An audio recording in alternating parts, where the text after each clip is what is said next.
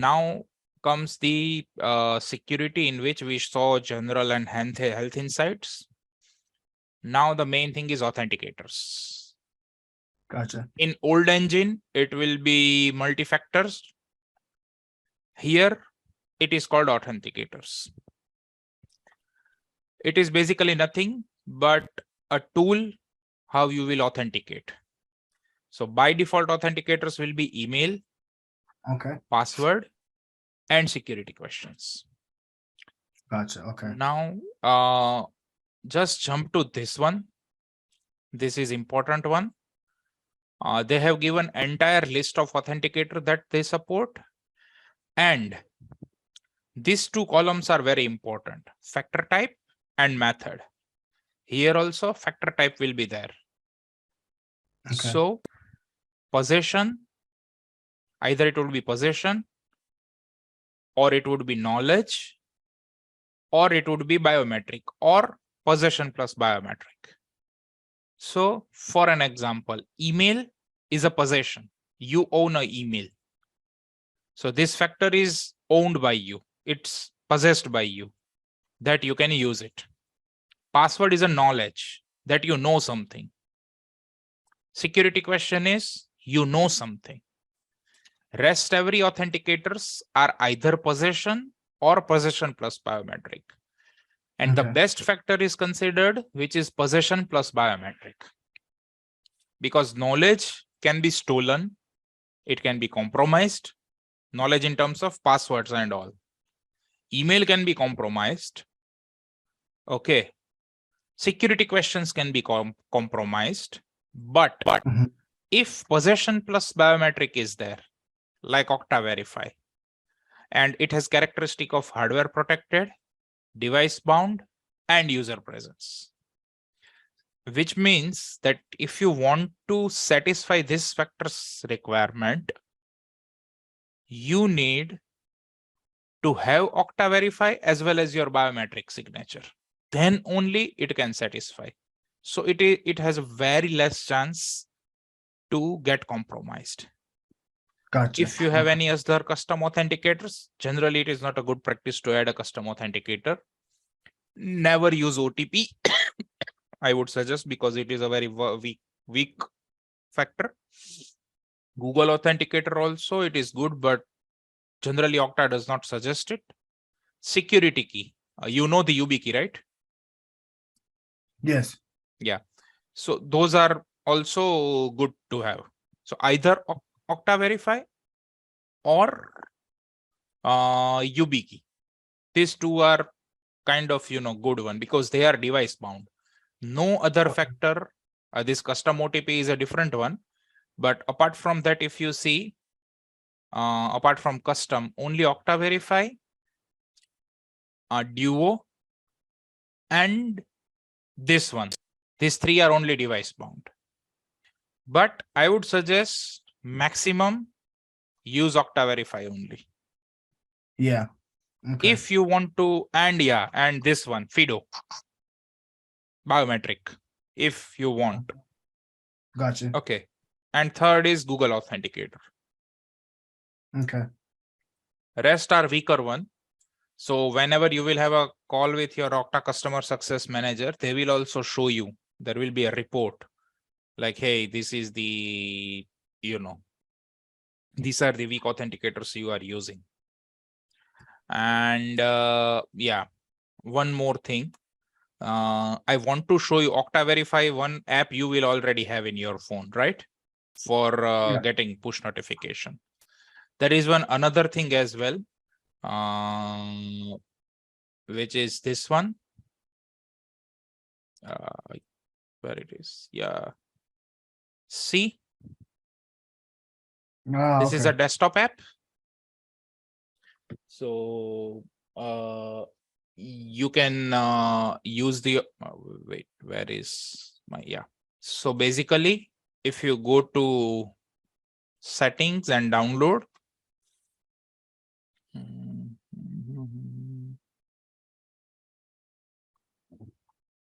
so here from settings, downloads, you will be able to download Okta Verify for Windows or MSI or EXE, the best practice would be that if you have a small organization, you can just, put a file in a Google Drive and ask them everyone to download and install it. But the best practice would be that if you have any tool that deploys softwares into people's machine, then install it in that way. Gotcha. So this is PKG file, Okta Verify, that you can download and put it, or, if user wants to install themselves, then they will have to go to their app store and download it from here. It's already there in App Store. Okay. Okay. So now basically you can see here. And as soon as you register it, what will happen here in device, your laptop will show. Gotcha. Okay. And if you have installed it in phone, then a phone will show. Okay. I will take that part later, like why it will show here and what is the need of this. But right now, let's go to authenticators back. Okay. So Okta Verify, ideally it will be always added. But if you are adding first time, click on this push notification and Okta FastPass. Show me sign in with Okta FastPass button. Whenever you are configuring this for large number of end users, always, make sure that you follow all the process of, communicating and all the stuff. So otherwise, people will be worried, like why suddenly, this is changed. And numberware challenge in all push. Add. Gotcha. Okay. Now it came here, Okta Verify, possession plus knowledge, possession plus biometrics, device bound and hardware protected, authentication and recovery, both. Email will be used for only recovery, not for authentication. Security question will always be used for recovery, not authentication. Password will be used for authentication, and here you can change it. Okay. It will take you to password policy, but see, you cannot remove it. For email, you can remove it, means authentication and recovery or recovery. For security question, you can use it for authentication and recovery both. But the best practice would be keep these two as a recovery only, email and security question. Now this is the configuration. Okay. Yeah. Now go to enrollment. This is the setup. Like one time you set it up, what all things will be available as an authenticator.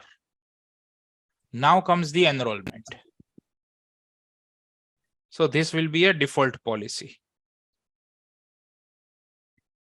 And it is assigned to everyone.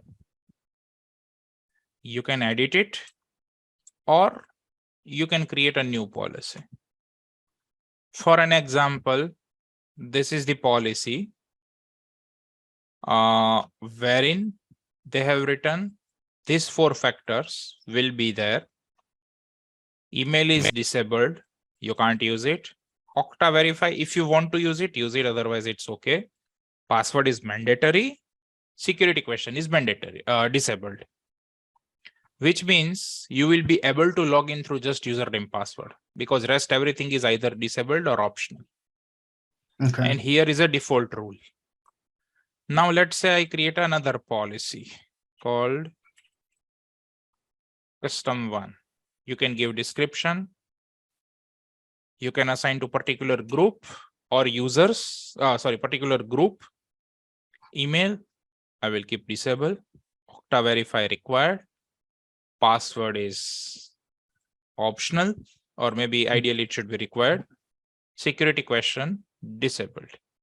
Okay, gotcha. Okay. I will create this policy. Immediately it will ask me to add a rule. Here I have to add a rule.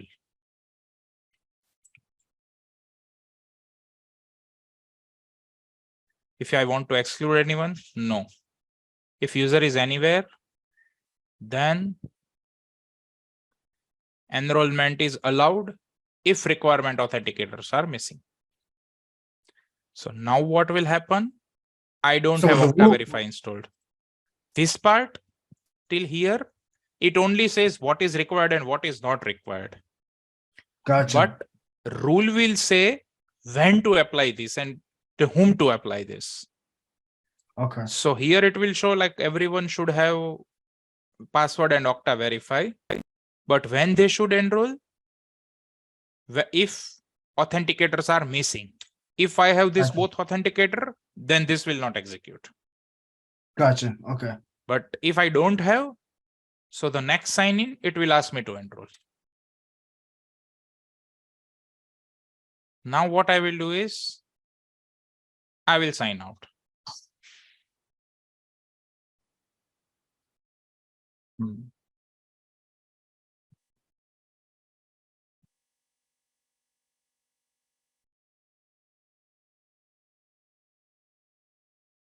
Okay. Now, we configured this authenticator, but still it didn't ask, right?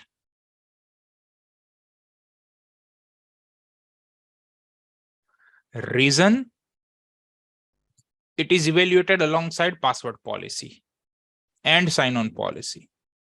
So first you have to go to password policy just to check if there is anything that you need to configure. You go to authenticators, password, edit. In the old one, you had dedicated password policy.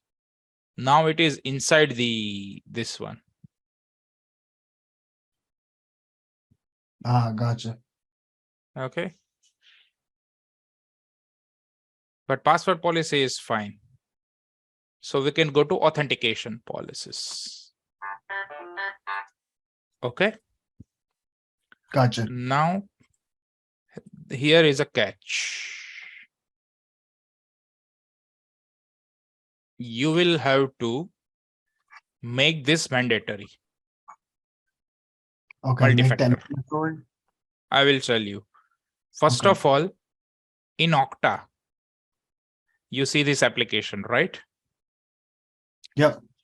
If you closely see, there are three applications that are by default. One is Okta Admin Console, which means this one, this screen. One is browser plugin, which is generally here installed. And one is Okta dashboard, which means this one, the end user dashboard, or it is called. Right now, due to this error, it will not come, but Okay. you know what I mean. Yeah. So all these three are considered as an application, a separate application. And each application will have its own sign-on policy or authentication policy, as we say, not sign-on policy, but authentication policy. So either you go here, or if you go to security and authentication policy, all the policies will be written over here. And let's say there are 20 apps that you want to assign on one particular policy. Then you can just go to policy and add app. Like if there are 20 apps, so just click on add. Everybody will have same policy. Gotcha. Now, for an example, here Okta dashboard, you see this policy. Yeah. And can you see the rule? What rules are there? Let me show you. Okay. You cannot add anything in catch-all rule. That's the first thing. Only few details you can change it, like what you should be. And let's create another one so you know better. If user type is any group, user is any user, device state is, I will take that letter, any platform. Means here they give you a lot of choice. But let's keep it any platform, any IP, any risk. Access is allowed. Password plus another factor. It should be hardware protected. Phishing resistant, it will not allow because we haven't configured the UB key. Gotcha. If Okta FastPass is used, then user must approve Okta Verify or biometrics. Password reauthentication frequency every 2 hours and factor 2 hours. Save. Now sign out.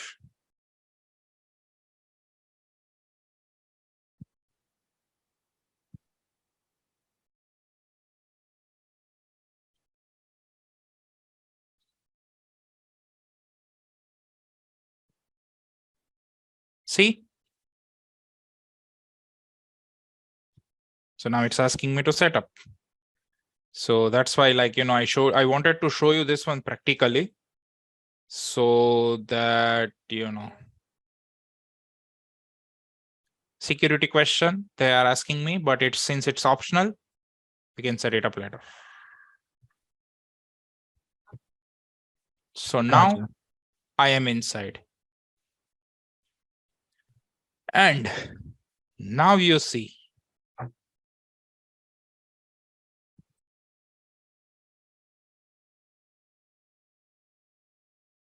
Nice. Android device, model, manufacturer.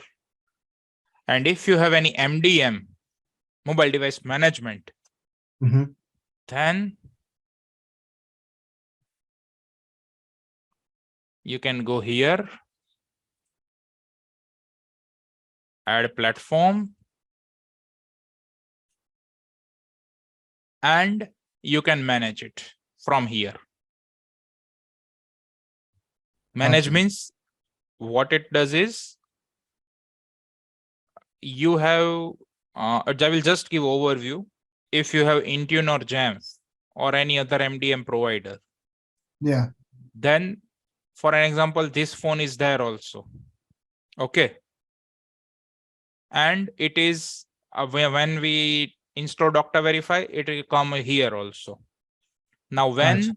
after restarting or mobile, or if I use this Okta Verify for logging into Okta, what it will do, it will consider this as one as a managed device, which means that it is fully compliant with organization. Means obviously your MDM will have policies, and you will be able to put a policy like, if my device is not managed, don't give access to Okta. Gotcha. So that's why this device is there. Basically, most of time it is used for this Windows and Mac machines. So what you do is you install this Okta Verify on all of 100 devices. Ask user to enroll into that Okta Verify. And you can create a policy, ask them to use that Okta Verify itself to log in into devices. So what will happen? Those 100 Mac, they will appear here as a managed device. Gotcha. Then what you do is you go to authentication policy like this one, wherein all apps are there, for an example. And here you just go, if device is registered, which means Okta Verify is installed, and managed, which means it should be present in your MDM, means Jamf also. And you click save. So any device that is not your company device, user will not be able to access Okta. Gotcha. Okay. So company data stays in company devices only. Gotcha. That is one thing. Another thing, once you have managed devices, Let's say you don't have managed devices also. This is one greater benefit.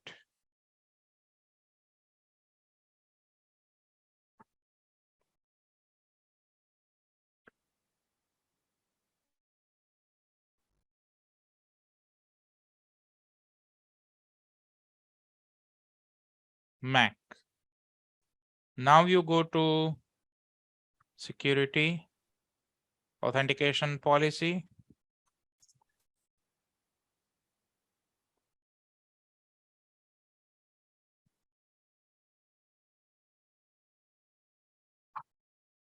Here, let's say Mac OS. There is one way wherein, it is there, type membership, device state, registered, manage. Yeah. If device state is registered and managed or not managed, let's say we remove this one also. Okay. Just any platform. There is a thing called device assurance policy. Gotcha. Mac. So what will happen? All the users who are using Mac OS 12, they only will be able to log in into Okta. Otherwise, they are denied. So you can think of multiple things based on this. Let's say you rolled out macOS 13 for your organization. Okay. Now almost everyone has upgraded it. Or let's say 100% everybody is on macOS 13. Then you can put this policy like if OS is macOS 13, then only allow. Which means any other attacker, if they are using less than this version, by default they are denied. They cannot go ahead, though they have the right credential of any user.